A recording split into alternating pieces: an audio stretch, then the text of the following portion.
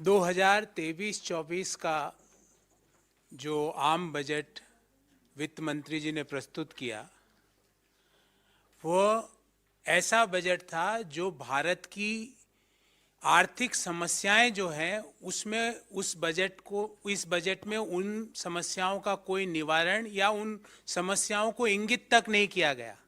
आप सब लोगों को जान के ताज्जुब होगा कि पूरे बजट में बेरोजगारी, गरीबी, आर्थिक असमानता शब्द का प्रयोग तक नहीं किया गया। पुअर, गरीब का शब्द का प्रयोग भी मात्र 2 दफा पूरे बजट भाषण में वित्त मंत्री जी ने किया। इससे ये समझ में आ जाता है कि ये आम बजट किसके लिए बनाया गया था और इसका फोकस कौन था। सबसे पहले हम कुछ नंबर्स की बात करेंगे।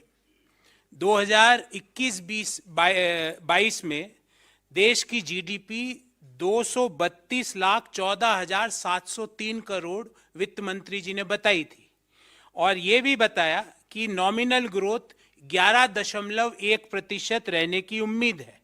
उसके अनुसार 22-23 की जीडीपी 258 लाख करोड़ रुपया होनी चाहिए थी, पर 2021-22 की जीडीपी को फिर रिवाइज किया गया। जो पहले 232.14 लाख करोड़ बताई गई, उसको 236.64 लाख करोड़ रुपया उसको रिवाइज किया गया। आज के बजट भाषण में जो मौजूदा वित्तीय वर्ष है 2022-23, इसकी जीडीपी 273 लाख करोड़ बताई। अर्थात अगर हम इसका विश्लेषण करें तो नॉमिनल जीडीपी में ग्रोथ होता है 15.4%। नॉमिनल जीडीपी में अगर 15.4% की ग्रोथ है तो रियल जीडीपी कम से कम डबल डिजिट में होनी चाहिए। वित्त मंत्री जी और आर्थिक सर्वेक्षण में इसको 7% पर बताया गया। क्या सरकार बताएगी कि ये 7% ही क्यों है? क्योंकि जो आपके बजट के जो नॉमिनल जीडीपी के नंबर्स हैं वो तो कुछ और ही व्याख्या कर रहे हैं। दूसरी बात, जो सरकार का जो कैपिटल एक्सपेंडिचर है वो जो एस्टिमेट किया था मौजूदा वित्तीय वर्ष में 10,67,889 करोड़, 10.678889 करोड़, जबकि रिवाइज एस्टिमेट में वो 10,53,862 करोड़ हुआ। मतलब जो पूंजीगत खर्चा सरकार करना चाहती थी वो भी पूरा नहीं कर पाई। अब सवाल ये उठता है कि जब प्राइवेट इन्वेस्टमेंट गिर रहा है, एक्सपोर्ट्स गिर रहे हैं, प्राइवेट कंजम्पशन मोर और लेस स्थिर बना हुआ है, जो कैपिटल एक्सपेंडिचर है, पूंजीगत खर्चा है, वो गिर रहा है, तो ये 7% जीडीपी अचीव हुई तो हुई कैसे? इसका कोई व्याख्या इस बजट में नहीं दी गई। उसके अलावा जो मौजूदा वित्तीय वर्ष के 2 पहले क्वार्टर के जो रिजल्ट आए, 13.5% की ग्रोथ और 6.3% की ग्रोथ, तो पहले हाफ ईयर में देश की जीडीपी ग्रोथ हुई 9.9%। अगर हम मान भी लें कि 7% की जीडीपी ग्रोथ होगी तो आने वाले जो क्वार्टर 3 और क्वार्टर 4 है उसकी ग्रोथ 4 से 4.5% रहेगी।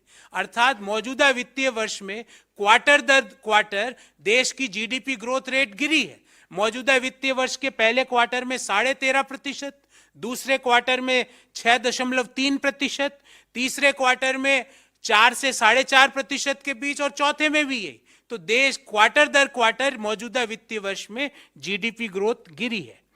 यह भी बड़ी ताज्जुब की बात है कि देश की सरकार देश की प्रमुख स्कीम्स में जितना खर्चा करने का सोचती है उतना खर्च भी नहीं कर पाती है।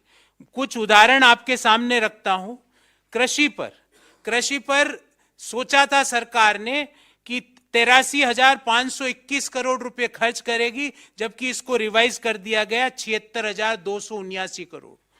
पीएम किसान पर 68,000 करोड़ रुपया खर्च करने का बजटरी एस्टीमेट था, जबकि वास्तविक खर्च हुआ 60,000 करोड़।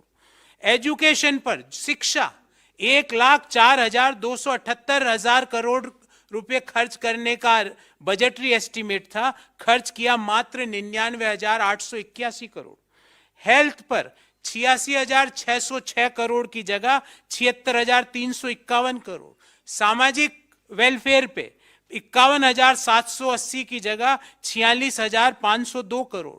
शहरी विकास पर 76,549 करोड़ की जगह 74,546 करोड़।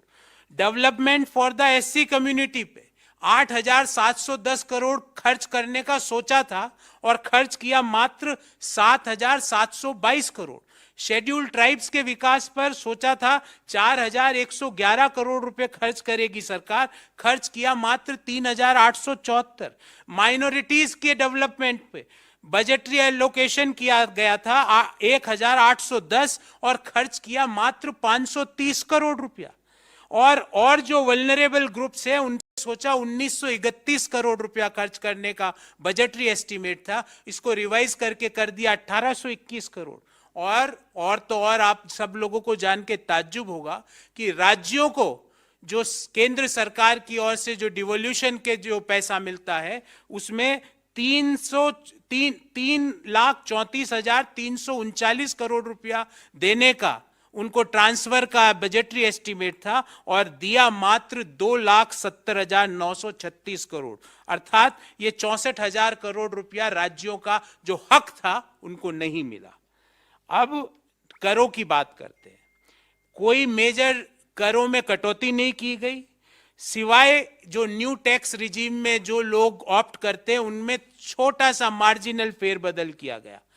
जो इनडायरेक्ट टैक्सेज है उसमें कोई कटौती नहीं की गई।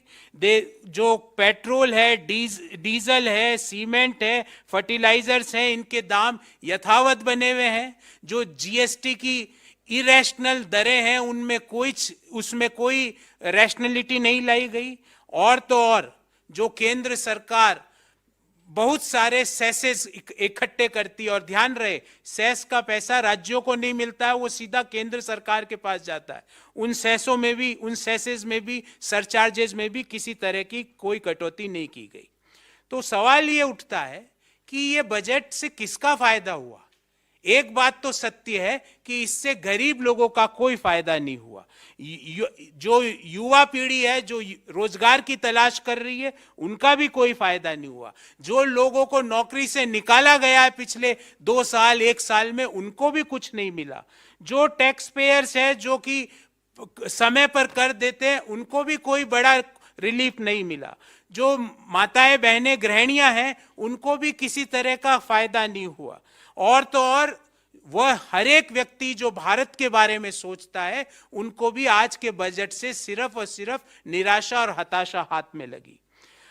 ये बजट मुख्य रूप से उन लोगों के लिए इंगित किया गया था जिनके पास देश की अधिकांश वेल्थ है। और जो रिपोर्टें आई है ऑक्सफैम की रिपोर्ट या और जो इनइक्वलिटी रिपोर्ट है, आपको पता होगा कि 1% भारतीयों के पास देश की कितनी कुल संपत्ति है।